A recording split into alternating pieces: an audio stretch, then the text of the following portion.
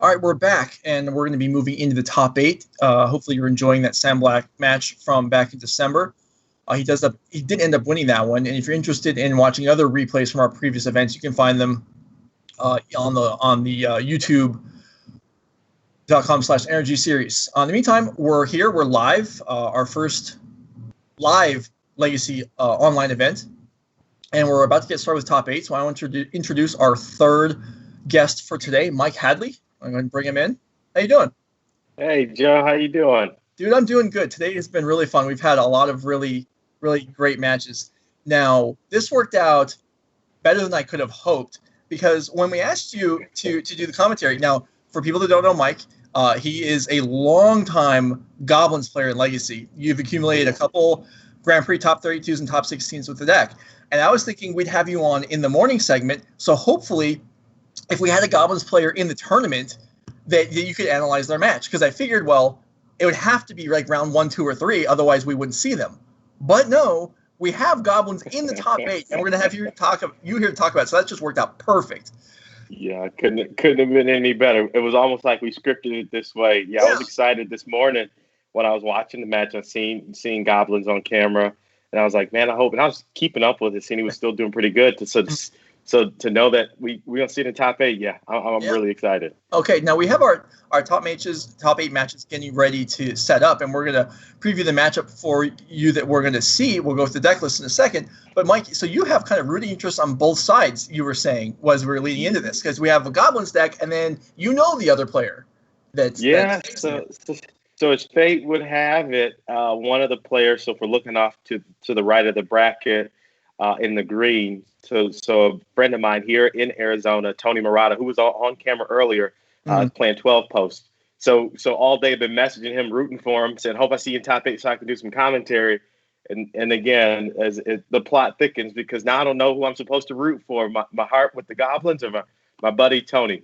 So we'll see as we get into the match. Yeah, so that's the match we're going to watch first, is Black Red Goblins versus 12 Post. Our other matches in the top 8 are Andrew Woltice, who's the number 1 seed with Blue Black Ninjas, versus Ryan Freeberger playing Green Black Depths, who we saw earlier. Jack Cummins playing Omnitel against Max Kaminsky with Temur Delver. Timothy Schultz playing Lands versus Patrick Humfleet playing Abzan Nyx Fit that we just watched 2 rounds ago. So some of these players that we saw earlier today progressing all the way through the top 8. Good for them. Looks like Catherine did not make it, so tiebreakers bit her. Unfortunately, she finished up in 9th. So maybe, I guess it wasn't the win-in that we saw in the last round. But we're going to go ahead and start our top 8 with John Ryan Hamilton versus Tony Murata. So let's go ahead and bring up those deck lists. So we have John Ryan Goblins deck. Now, I'm going to just briefly glance at new cards. We have a pair of Muxus, and we do not have Conspicuous Snoops. So, Mike, I'm going to let you take over. What do you think about this deck list of Goblins, and just as far as what matchup we're going to see here, like what do you think the chances are? What's important? Yeah, so I've played this matchup a fair amount because Tony's here in Arizona. So I think the staples in this matchup really, Crater Maker's gonna have to do a little bit of work, and then once we can get over the hump, the new Muxus and Sling Gang, those cards are just going to be incredible. Also, most Goblins lists play the ports. You see 3 in this list, 4 Wastelands. So being able to disrupt lands early, deal with early turn artifacts or anything like that, and then being able to swing quickly. So the interesting thing about this new Goblins list with the new Muxus is just been a strict upgrade. Snoop's okay, but Muxus just being able to put cards right into play. We've seen that early on stream. Should help this deck kind of push faster than Tony's able to set up, presumably. Okay, so let's go ahead and look at Tony's deck list. And we have 12 posts, and we saw this earlier. So one thing we don't see a lot, we see a lot of powerful cards, ramp type stuff. We see Hide the Needles to defend against Wasteland Rashadport. We don't see creature removal. No. So there's some Elvish Reclaimers, but other than that, Turn 1 Lackey is just going to get through. Yeah. And that is not good. Yes, so I played against Tony, and here's how it works. If you can get through the early removal, so he used to play a blue-green build. He's going back to straight green here. If the early Lackey can connect, you typically in a good spot. But the thing about Tony is he's a novice. He's an expert. He's an expert with this deck. He's played so many different variations as he knows his lines exceptionally well. So it's not over till it's over. He's got crop rotation with Glacial Chasm. He's got Tabernacle. He's got Maze. He knows when to deploy his needles. And he's just trying to get to a big punch where he can land a Prime Time or an Ulamog or something like that. So even though early Lackey typically is strong, I always on my toes when I'm playing against Tony because he always finds a way to just squeak out victories. Okay, so you think Lackey connecting and dropping, say, a ringleader, is not necessarily game over. It could still be contested. Okay. Yeah. So let's go ahead and pull back. And I don't know if the players are ready to go or not, but. So while we're waiting on players to get ready, Joe, and we're looking at the top 8. For those watching and in the stream, I noticed quickly 8 different decks. It's really healthy. You like seeing that. When you looked at this top 8, was there anything in here that just stood out to you? Any decks that you feel like are favored, knowing we got 8 different archetypes? Well, here? I got to tell you, looking at this, what stands out is not, there's 8 different decks. What stands out is some of this craziness. There's ninjas in the top 8. There's Abzan, Nyx Fit. There's Goblins. This is a good grouping of decks, and it's really cool. I played a Legacy League this week. I played against 5 different decks in my 5 rounds. So Legacy is really feeling solid right now. We've seen complicated, interesting gameplay today. We've seen a lot of different decks, and I'm just really happy with where the format looks. So we're going to be watching this from the Goblin perspective. And what do we think? We're on the play, I believe, on the Goblin side. Yeah, so on the play here, this is an average hand. Let's say I put like a Mog War Marshal back, is the 6 better than a 7? I think because of the deck I'm playing and how explosive Tony is, my hunch here would be to potentially mulligan to see if I can get a Vial, a Wasteland, a Port, or a Lackey. There's so many other high impact or Crater Maker, other high impact cards early. This right now, just a couple creatures, deploying a creature turn 2, 3, 4 by then Tony set up shop, and I don't know if Goblins would have a chance. So that would be my thought here. Okay, that's excellent. All right, so we did see a Keep chosen, and then the 12 post deck on the other side did mulligan. So that'll give the Goblins a little bit of a cushion. But what you're saying there sounds about right. This is a fine hand, but it's not exciting. Yeah, it's doing fair things. If you think about Munitions Experts, maybe catching an early creature, perhaps, maybe not.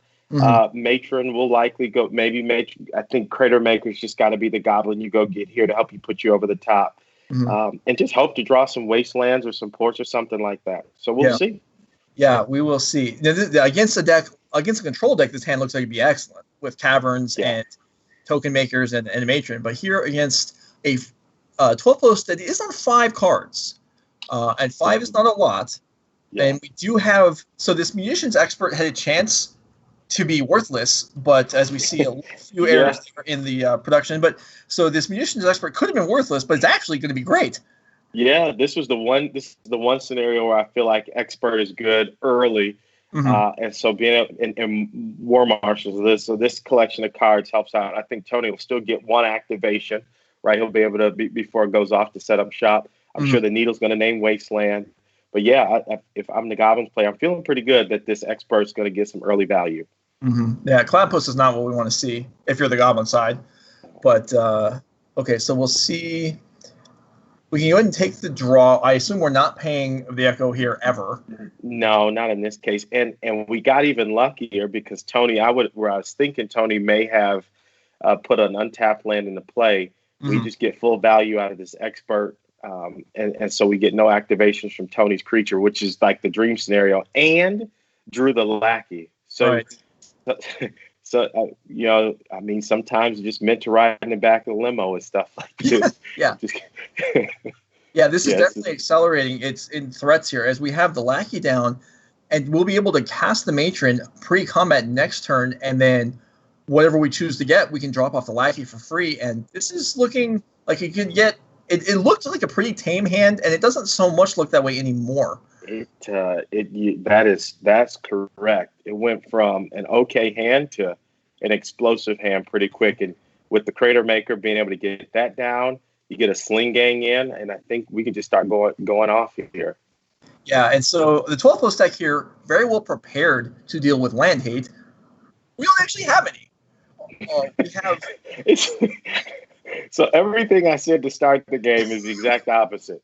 Need wasteland supports. Tony's got the needles to cut that off. You got experts and or monsters up, but you just happen to have a couple early creatures. I was like, oh, I need a lackey and a crater maker. He drew them. So yeah, just ignore everything I said. Just do this. Just draw everything, and it doesn't matter what I say. Yeah. All right. So I think here the right lines: drop the crater maker, blow up the creature, get in, and just cheat in your Sling Gang, and then I think from there it's just a turn away from winning. Sure. Yeah, so the idea of playing the Matron pre-combat goes away because the Reclaimer came down, so we had to deal with that. But we're still getting in for a 4 here, which, I mean, is going to leave the 12 post deck still at 15, which is pretty healthy, but Sling Gang has a habit of decreasing life totals very quickly. Yeah, it's a closer. Right, it's definitely a closer. Yeah, I mean, there's a few closers in your deck. There's, or I'm sorry, this isn't your build of Goblins, but in Goblins, I mean, we have Sling Gang, we have Pile Driver is effectively a closer a lot of the time. We have Pashalik Mons from Art Horizons, another option. But so there's some cards that help you just end the game quickly. That's one of them. Mm-hmm. I think here's where I'd be concerned. So Tony's got a forest up. This is one of those spots where I would suspect Tony's got a crop rotation for a glacial chasm. It doesn't change what we do. You still got to get in for everything and see what happens. Right. So we have the option here of Matron pre-combat to tutor for something to drop off Lackey. But yeah, because of the uncertainty in crop rotation, do we maybe not do that? Yeah, I think there's some value. I think there's value in holding back the Matron because the attack right now for what is that? 1, 2, 3, 4, 5, 6, 7. I mean, just that 7. If it connects, you win with the Sling Gang activations. Right. So no need to the Matron right now would just be win more and without knowing what else Tony has in hand. Right. So definitely our Goblins players taking some time to think this through before sending in. But yeah, like you were saying, what Mike's talking about is if we get in for 7 here, opponent drops to 8, drop the Matron, that's our 8th creature. So we can just drain instant speed effectively with the Sling Gang and get around, well, really anything. So connecting with that 7 is effectively game winning on the spot. Now, there's a lot of consideration being done here. You can see the mouse moving around frantically. It's kind of our window into the thought process of the Goblins deck here, and it decides, okay, we're going in. Yeah. And is that conservative to not go in with Sling Gang there? I'm so unless I'm missing something in the deck list, does he play a Dryad Arbor? Well, it all got through, so okay. Well, it ended up working out because everything got through. I think at this place. Okay, so the deck has no Dryad Arbor. Here I probably could get a War Marshal, 3 more bodies, and just win the game right now with Sling Gang. Or get another Sling Gang. That does it too. Sure, yeah, it's just, okay, so is anything. Yeah, but so we're going back to deck list now, so we'll take a look in a moment on whether there was some threat to the Sling Gang, because the players do have access to each other's deck lists. But either way, John Ryan Hamilton up a game with Goblins, playing against 12 posts in our top 8. What do we like in the sideboard? We're not going to find any additional land hate, I wouldn't imagine. No, I think coming out of the board, couple things. So I like the needle. That helps out a bit. I think there's also, you want Trash Master here just to be able to clean up their pithy needles, expedition map, stuff like that. Depending on John's experience with the deck, sometimes bringing in a surgical or 2 helps because if you're able to wasteland a cloud post or glimmer post, and then surgical those, like you just significantly increase how many more turns you get to play without having to worry. Right. Okay. Let's go ahead and take a look at the 12 post list played by Tony Murata. Now we can look here, and there is no Dryad Arbor, so that Sling Gang probably was free to attack there, but being cautious and maybe being uncertain, or maybe just feeling like it wasn't necessary. Yeah. So we see on the sideboard here, we have a Walking Ballista. I could imagine that would be fairly useful. I expect that'll come in. We have, I'm going to say we don't have a ton. I think the Tabernacle for sure comes in. The Tabernacle and the Ballista, and I think those have to come in. I think from Tony's side, I'm not sure what he shaves here. I'm not that familiar with what he would pull in. I think the safekeepers a stand, Ulamog stand. Maybe he shaves a Once Upon a Time. Maybe there's an argument for a Green Sun or something like that, or maybe even a Needle because he knows there's artifact hate. But Tabernacle and Ballista for sure are just huge upgrades here. Yeah. No, yeah, it may only be 2 cards coming in, but they're two real good ones. Yeah.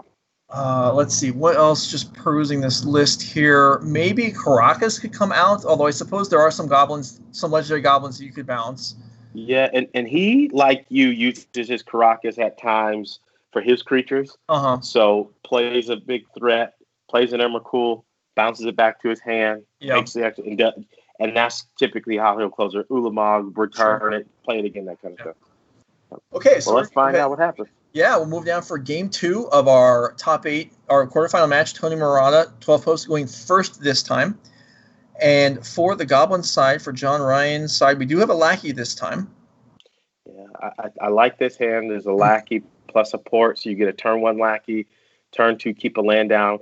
Tony's got to have an early Elvish Reclaimer to be able to block the lackey. If not, you start to just get out of hand, just snowball pretty quickly with a hand like this. This is what you want to see, especially with the War Chief. You've got all the tools here. It's just being able to connect with lackey.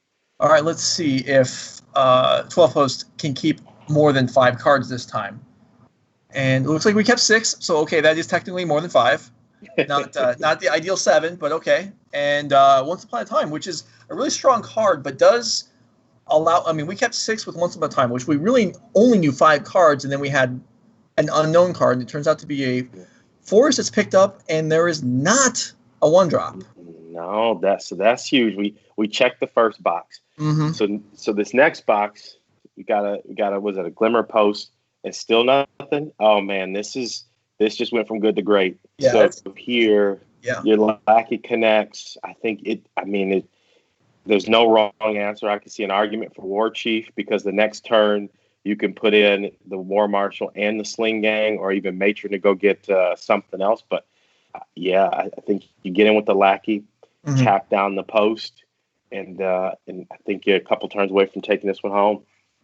So this is interesting to me, and I'm sure a lot of people, because Goblins is not a popular deck in Legacy, even though it's been around a long time, a lot of people watching probably haven't, had much experience with it. I know I haven't either, and it's very clear that the Goblins player, both games, has put quite a bit of thought into how he wants to sequence things, what he's doing here. This is not just, I have a lackey, get in attack. Like, there's some real thought going in every turn. Like, what am I going to drop? What am I going to do? Like, obviously the scenarios are fairly good for the Goblin player, but even so, there's some serious calculation going on here. So I liken it, not the same, but similar to, I think about when you used to play blue-white. Goblins on the surface is a bunch of creatures, but those who play it enough will tell you it plays more like a control deck. So because of that, there's different lines and sequencing you're always thinking about. Like everybody, a few turns ahead, but it's not always just about playing a threat, turning them sideways as much as it is thinking through your lines a few turns out. And as we thought, War Chief here, port down the post. This is just ideal now. So we're going to be untapping with quite a bit of mana next turn on the 12th post side. Well, I guess not quite a bit, maybe, because we'll most likely get ported down again. But having the War Chief in play, we have haste. We have the ability to have a discount on creatures.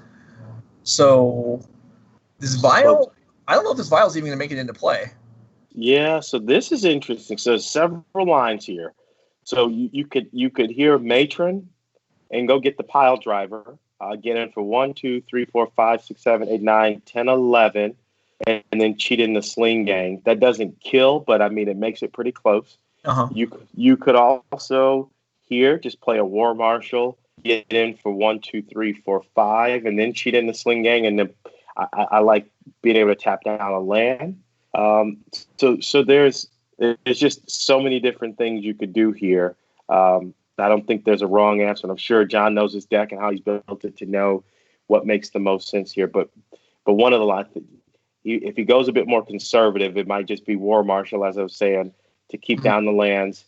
And if Tony doesn't have something really big to do next turn, I think the Goblins will take it on the following turn. Right. Okay, so we see the attack here in for 5 damage. So similar to last game, attack for 5 puts Tony down to 14. Sling Gang comes in. And yeah, likely just a pass of the turn. And yeah, this is a lot of pressure. There's a lot of stuff on the board. Losing access to 2 mana. So we're looking at, 4-ish mana this turn for the 12-foot side, and that's not enough to do a whole lot. Now there are cards like a Crop Rotation can extend the game. Yeah. Not indefinitely, but certainly for a while. Tabernacle would be fairly good here. Although I guess it wouldn't be that great because the Sling Gang would eat up a lot of the cards in response. Yeah.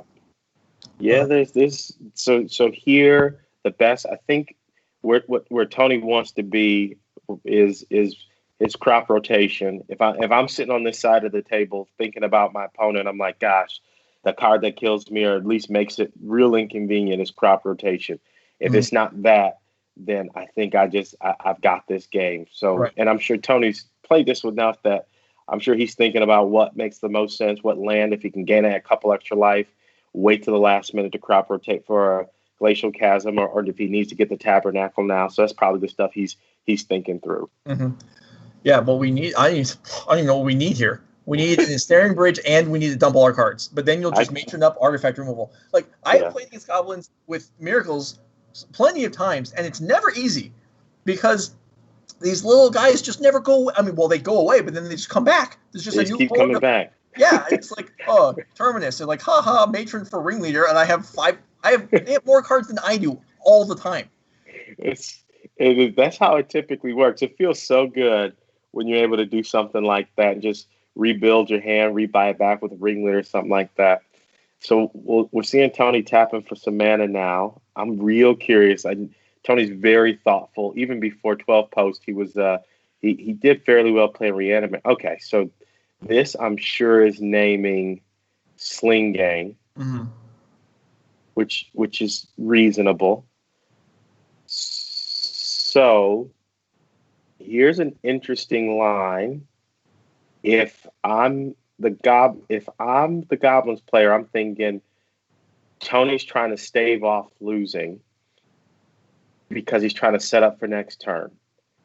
So I'm almost inclined in my upkeep to tap his Forest to see if I can bait out a Crop Rotation or something. And if nothing happens, the next line is just swing out with everything. I think, you swing out with everything, cheat in the matron, go get Crater Maker. You can Crater. Okay. I think the game's over. There it is. Well, Tony saw it. And so we'll see what happens. That here's got to be Tabernacle, which is smart on Tony's part if that's what he goes and gets. Yep, because now you can't sack everything to right. Very well played by Tony. Okay, so this we've shut off the ability for Sling Gang to drain damage. So what are we? This is gonna be tough. We can keep War Chief Lackey, but that doesn't give us enough mana to rebuild with. No, this is a tricky one, but I think it has to be. Yeah, I think you keep Lackey War Chief, and unfortunately, you gotta kind of let the other ones go. And now you got to play a bit of a slower game. What I would have liked to have seen from the Goblins players when Needle came down, when they sacked the War Marshal, is no one respecting Crop Rotation. I would just sacked all my tokens to get an extra 4 points of damage in. And then I think presumably you still went on the crackback because you can go matron into Pile Driver and lethal. Right, sure. Okay, that makes sense. Yeah, you see Tabernacle, Pendril Veil, card from all the way back in Legends, one of the most expensive cards in Legacy, maybe the most expensive one. All creatures have, at the beginning of your upkeep, sacrifice this creature unless you pay 1. So, very powerful card. Doesn't tap for mana, which is what counts for a drawback, but it's exceedingly strong. And with 1, 2, 3, 4, 5, 7 creatures in play, we see 7 triggers on the stack. And there's only a few of these that we're going to be able to pay for. Yeah, this is, again, this is what we're talking about before at the early onset. You can go wide, but if you give Tony a chance, he'll find the line that keeps him alive. And if you aren't versed in these types of matchups, then you can find yourself going from a spot where you feel real comfortable to where you are right now, having to make a tough decision about wiping out your board. And And interestingly enough here, if you go to port one of his lands, he can still use that to crack the expedition map. So lots of small sequencing here is paying off for Tony. Yeah, and I mean it makes it very hard to port in the first place because your mana has to all be spent on keeping your own creatures alive. So yeah, this is just squeezing goblins from different angles. And what are we even searching for here? We're getting trash. I like that. I like that because you blow up the expedition map and you say not so fast, Tony, because you don't need Goblin Matron anymore. Right. But yeah. Okay, yeah, that is cool. There's a lot more play to this still. Unfortunately, for the Goblin side, unlike Glacial Chasm, Tabernacle doesn't have any recurring cost. It's just there until a Wasteland is drawn. This is interesting. Yeah, so this game is going to continue on. There's no green mana available. I'm sure that potentially the intent was for Expedition Map to get green mana, but that got shut down. And we have, how much damage do we have on the board here? We have 7? Yeah, 3, 4, 5. No, we've got 8 points of damage on the board. Okay. So if I think you keep everything tapped but the port, and then that way you can at least port down one of the posts. Oh man, that was a huge draw. So if we connect and be able to cheat that in, we might be able to get something. A Pashelic Mons here would be incredible, or another Sling Gang would just be absolutely insane. So we got kill the needle. Yeah. Okay. Yeah, this is super exciting. So this is a new card from Jumpstart, Muxus Goblin Grandee, 6 mana 4/4, and we found Sling Gang and War Marshal. Oh. That is going to do it. This was an excellent game. That was, and that shows just the real power of the deck in a matchup like this, being able to stick a couple threats, and you go from it just overwhelm the board faster than Tony's able to put together his combo. So I'm sorry, Tony, it happened, but for me there was really no losers in this one. Yeah, no, that was really cool. Definitely the Goblin deck has a lot of reach. It already, I mean, years ago, it felt like it could really get you, put a continuing pressure, but now it really has the capability of doing a lot of damage outside of combat, which puts a whole nother level to what it is capable of. So John Ryan Hamilton takes down Tony Murata to move on to the semifinals. Okay, so let's play a game here. So I don't know, and I don't know if you know yet who's won. Want to make some predictions around the bracket? Let's see. Yeah, let's go around. So, Max, if you want to let us know if we're going to move into another match or not, but in the meantime, we'll start on the top left. We have Blue-Black Ninjas versus Green-Black Depths.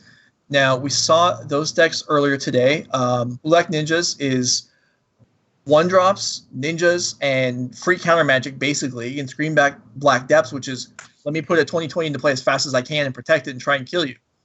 So, all right, I've got my pick. I'm going to go with ninjas, partially because the Retrofitter Foundry artifact can make flying tokens, I believe, that can actually block the Merit Lage, which could really kind of slow up the Depths deck trying to win real quick. You okay with that, or you go the other side? So I'm on the other side, okay, but for similar reasons you named. So both decks have a little bit of setup, right? They're trying to put together a couple pieces here. The difference, though, for me is Depths is when they put their pieces together, it's just to try to win the game. Turn 2 or turn 1, put a 20/20, and you better have an answer right now. And I'm swinging. Whereas the ninjas, over the course of 2, 3, 4 turns, start to generate more value. So my vote, my prediction in this one would be Depths, just being able to. I'm predicting turn 2, 20/20 on games 1 and game 3. And I think that's another one, big one. So you're saying that. So you're saying that my attempts to draw one card a turn is not up to the level of your 20/20? We'll see. All right. So let's hear the result of that match, which apparently is over with. Okay. Oh. Ninjas won in 3 games. So that is, in case you're keeping track at home, 1 point for me and 0 for Mike. Oh my goodness! All right. Max, without telling us the result, can you tell us if the other 2 matches are done or not? Okay, the blue match is done. In the bottom right, Timothy Schultz playing a lands versus Patrick Humfleet playing Abzan Nyx Fit. It is Timothy. Okay, so there was a typo before. Apologies, Timothy. So we have lands, which is red-green lands with Life from the Loam, Exploration, Crop Rotation. They have the Merit Lage package, but it's slower, and they have Punishing Fire to kind of control the opponent's board and things like that. Versus Abzan Nyx Fit, which, Mike, I want to be fair to you. If you're not familiar with this deck, we can go ahead and put the deck list up from earlier, probably. But if you feel like you know what's going on, then we'll go from here. So Abzan Nyx Fit is a Rector deck. You know what? Let's go ahead and put it up because some of you, I'm sure plenty of viewers don't know everything's in there. I would probably fail to name some of the cards, even though we had it on camera 2 hours ago. It was an interesting one. I was looking at it, and you guys were explaining it a little bit, but it was one of those things like I would have to study for that test again. Yeah, just right. Because I was looking, I was like, I already know some of the tools here, and then we start playing curses, and I was like, okay, all right, it's an interesting build. And it really, it's about being familiar with yours. Like the last match, I mean, tutor for Trashmaster to kill the vial or the needle and locking down the guy. That's something that, like, first time playing the deck, I probably missed that entirely. And so there's all kinds of weird stuff going on in here, and we saw it play a long, messy match. So this is a Rector deck. We have both kinds of Rectors, Academy and Arena. We have Living Wishes to find additional copies of them, plenty of ways to sacrifice them. And then our win conditions are we have Ugin and Vraska. Yeah. And then we have this set of curses, which Honorog had to explain to me because I actually wasn't familiar with this build of the deck. I remember the old versions with Dovescape. But we have Curse of, that's small, Misfortunes, which tutors for the other curses, which are Curse of Death's Hold and Overwhelming Splendor. And the combination of those two wipes out your opponent's board. So we have this, if we can go back to the bracket. We have this Nyx Fit deck versus lands. You want to go first this time? Who do you like? This is tricky. I think here I'm going to go with lands, and the reason behind that is I look at some of the Thought Seasons and Cabal Therapies. You're just putting lands in their graveyard, which is probably where lands wants to be anyway. Mm-hmm. When you sacrifice Veteran Explorer, you help the lands deck ramp. That's what they're trying to do. They don't really have a lot of creatures they're playing to, making 2020s, going wild, that kind of thing, maybe Field of the Dead. So just feel like while the curses are nice, I don't know if it impacts the lands deck as much, but I could be wrong. What's your thought? No, I agree with you. I think, in particular, I think lands wins game one. Although there are Living Wishes for the Nyx Fit side, but you can't wish for the ley lines, and so I don't know that there's graveyard hate that's effective. And I guess Overwhelming Splendor can wipe out Merit Lage, but even so, I expect lands to take game one and then probably can win one of the other two games. Yeah, I think Leyline out of the board for the Abzan deck is going to be huge. Mm-hmm. If they get that early, I think that extends the game. But if you sleeve up lands for a Legacy tournament, you're expecting graveyard hate and stuff like that, so you come prepared. Right. And so you just got to play a different game. So yeah, I think they can get game one and steal one of the other two. I think lands might take this one. All right, and our third quarterfinal match is already completed, and the winner was, you can go ahead and tell us. Lands in 3. All right, okay. So that's 2 points for me, 1 for Mike, as we both got that one right. And then we have our fourth match, which is nearing conclusion, or what's going on there? I know this is kind of an awkward conversation, as I have a conversation with our director, and none of you watching can hear it, but this is live cover. This is live, and this is how things work. Okay, so that match is still being played, but I assume that since we have not been dumped into coverage of the match, that's going to be unavailable. So let's go ahead and bring it back to us, and we'll fill up a little more time and try and entertain you while we wait for the result of the last match. Okay, that's right. Let's do that. So we just watched Goblins, and Mike, you are a longtime Legacy Goblins player. So let's go ahead and bring up. We had all the commentators submit the deck list they would have played if they were playing this event. So let's bring up your list, and you can kind of go over any differences that you think are significant between this list and the one we just watched. Yeah. So it's very, very similar. You can see the Muxus, Lackeys, just some bread and butter Goblins cards. I think where there's some nuanced differences, I think just for preference, right? Like I'm sure you've played blue-white before. Mm-hmm. And you play Vincers and others may or may not, just in Caracas. So for me, the nuance differences here is just based on what the field is like right now. People trying to just make big stuff, 2020s, Eldrazi. So I brought a Sting Scourger in the main. You got Hooting Mandrills is a thing now. So just when they go tall, to be able to have a tempo swing. And other lists, some play Pashalik Mons. But I am a huge fan of Goblin Sharpshooter. Again, it's just a preference for me, my style of play. The difference between the two, one is, hey, when your stuff dies, you can deal 1 to something, whereas Sharpshooter says you can just do 1 to anything, and when anything dies, it untaps. So I like the versatility of being able to kill their creatures or their planeswalkers. And I can't tell you how many games I've won. Some of my most memorable, top 5 memorable wins are off of a back of a Sharpshooter. Sure. Okay. Yeah. Sideboard. No, hold on. Let's wait. We're not going to sideboard yet. You got to answer to me about main deck Pyrokinesis. Oh yeah. So that's I've had a love-hate relationship. It's one of those things you always have to have at least 1 in your 75.